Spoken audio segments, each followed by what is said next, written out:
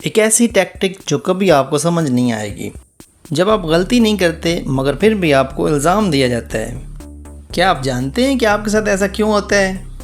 आज हम आपको दिखाएंगे कि कैसे ये डार्क मैनिपुलेशन आपकी ज़िंदगी को बुरी तरह मुतासिर कर सकती है और आप इस तरह की टैक्टिक से बच कैसे सकते हैं, ये भी आज की वीडियो में डिस्कस किया जाएगा। तो देखना ना भूलिएगा, क्योंकि ये वीडियो आपकी आंखें खोल देगी।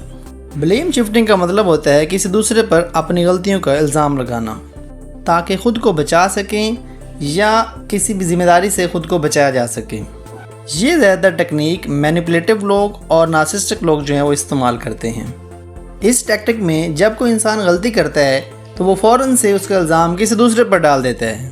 मसलन अगर मैनिपुलेटर से कोई काम ख़राब हो गया है तो वो ये कहेगा कि ये तुम्हारी वजह से हुआ है, मेरी गलती नहीं है।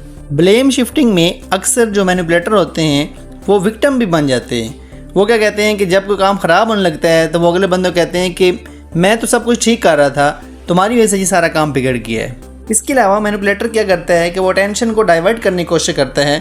मतलब जब उसको लगता है कि अब मेरा सच जो है वो सबके सामने आ रहा है तो वो क्या करेगा कि वो टॉपिक ही चेंज कर देगा और उस टॉपिक को डाइवर्ट कर देगा। इसके अलावा जो मैनिपुलेटर हैं वो पास्ट मिस्टेक का जिक्र करके भी लोगों को जो है वो मैनिपुलेट करने की कोशिश करते हैं। वो क्या कहेंगे कि पिछले महीने तुमने भी तो ये गलती की थी, या लास्ट टाइम तुमने भी तो ये गलती की थी, अब मुझसे गलती होगी तो फिर क्या हुआ। इस तरीके से क्या करते हैं कि वो ब्लेम शिफ्ट कर रहे होते हैं। ब्लेम शिफ्टिंग का नुकसान ये होता है कि रिलेशनशिप में इससे ट्रस्ट ख़त्म हो जाता है, एतमाद जो है वो टूट जाता है और लोग जो हैं वो इमोशनली डिस्टर्ब हो जाते हैं। ये टैक्टिक टॉक्सिक रिलेशनशिप में बहुत ज़्यादा इस्तेमाल होती है और नार्सिसिस्टिक लोग जो हैं वो इसका अक्सर इस्तेमाल करते रहते हैं। तो हमें चाहिए कि ऐसे लोगों से दूर रहें और आपको इमोशनली और मेंटली जो है वो सेहतमंद रहना बहुत ज़रूरी है। अब हम बात करते हैं कि हम इससे बच कैसे सकते हैं और इसकी चंद एक मिसालें भी जो हैं उसका भी जिक्र कर लेते हैं। फॉर एग्ज़ाम्पल, एक शौहर जो है वो अपनी बीवी से झूठ बोलकर पार्टी में चला जाता है और जब बाद में उसका सच सामने आता है तो बीवी इससे पूछती है कि तुमने मेरे साथ झूठ क्यों बोला। तो वो आगे से क्या रिएक्ट करेगा जो मैनिपुलेटर है, वो कहेगा कि तुम अक्सर जो है इतना ज़्यादा ओवर रिएक्ट करती हो, इसलिए मुझे हमेशा झूठ बोलना पड़ता है। फैमिली में अगर देखें तो फॉर एग्ज़ाम्पल एक बच्चा जो है वो अपना होमवर्क नहीं कर रहा होता। अब उसकी माँ उससे पूछती है कि तुमने होमवर्क क्यों नहीं किया, तो वो बच्चा जो है आगे से जवाब देगा कि आप हमेशा मुझे इधर उधर के काम लगा देती हैं, कभी बाज़ार भेज देती हैं, कभी शॉप पर भेज देती हैं, तो मुझे तो टाइम ही नहीं मिलता, मैं कैसे होमवर्क करूँ।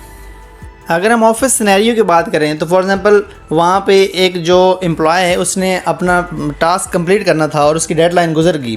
अब बॉस ने उसे अपने ऑफिस में बुला के पूछा कि तुमने ये टास्क कंप्लीट क्यों नहीं किया, तो वो आगे से जवाब देगा वाकई मेरे जो टास्क है वो कंप्लीट नहीं हुआ, लेकिन मुझे फ़लाँ शख्स ने जो है वो टाइम पे ज़रूरी जो फाइल थी वो दी नहीं है, इसलिए मेरा टास्क जो है वो पूरा नहीं हो सका।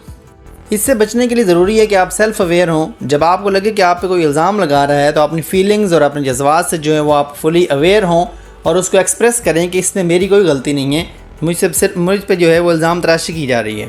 इसके अलावा ऐसे सिचुएशन में आपको चाहिए कि आप कूल एंड काम रहें, आप गुस्सा बिल्कुल नहीं करें, क्योंकि आप जितना ज़्यादा रिएक्शन शो करेंगे उतने मामलात बिगड़ जाएंगे।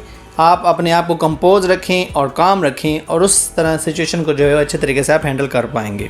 इसके अलावा जितनी भी ज़रूरी और काम की चीज़ें या बातें होती हैं उनको आप क्या करें कि लिख लें, ताकि आप जो है वक्त ज़रूरत आपको वो काम आए। ये प्रोफेशनल लाइफ में भी और पर्सनल लाइफ दोनों में जो है आपका ये जो बहुत ज़्यादा जो है इसमें मदद मिलेगी और आप इस तरह की मैनिपुलेशन से जो है वो बच सकते हैं और आप एज अ प्रूफ वो दिखाएंगे कि ये हमारी कमिटमेंट थी, इसमें मेरी कोई गलती नहीं है। इस तरह की सिचुएशन में आप आई स्टेटमेंट जो है उसका इस्तेमाल ज़्यादा करें। मतलब आप इस तरह आगे से जो है वो काउंटर अटैक कर सकते हैं कि मुझे लगता है कि मेरी इसमें कोई गलती नहीं है, आप मुझे गलत समझ रहे हैं, मेरे इसमें कोई कसूर नहीं है और मैं इसका ज़िम्मेदार बिल्कुल नहीं हूँ। इस तरीके से आप जो है वो ब्लेम शिफ्टिंग से जो है आसानी से बच सकते हैं। होपफुली आज की वीडियो आपको अच्छी लगी होगी। अगर वीडियो पसंद आई तो इसको लाइक करें, कमेंट करें, शेयर करें। अगर हमारे चैनल पर नए हैं तो हमारे चैनल को सब्सक्राइब करें और बेल आइकन को दबाना बिल्कुल ना भूलें। Thank you so much.